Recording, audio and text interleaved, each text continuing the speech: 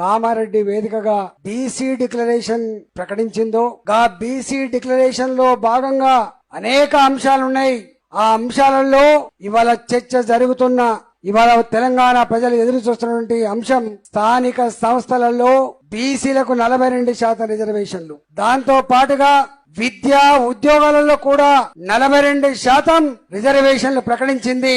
కాకపోతే ఈ స్థానిక సంస్థల రిజర్వేషన్ల మీద చర్చ జరుగుతాం తప్ప నిజంగా ఈ ఉద్యోగాల మీద చర్చ సరిగ్గా జరగలేదు.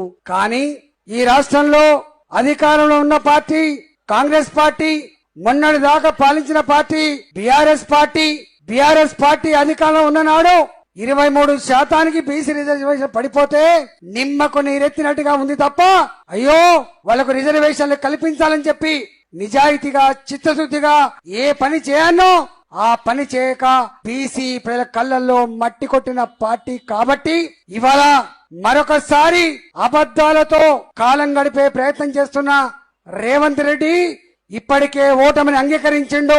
42% రిజర్వేషన్లు సాధించకపోతే ఏ పార్టీకి ఆ పార్టీ 42% రిజర్వేషన్ కల్పించి మనం బాధ్యత నెరవేర్చాలని చెప్పి ముసలి కన్నీళ్లు కారుస్తున్నాడు. కాబట్టి ఇవాళ బీఆర్ఎస్ పార్టీకి అడిగే నైతిక హక్కు లేదు.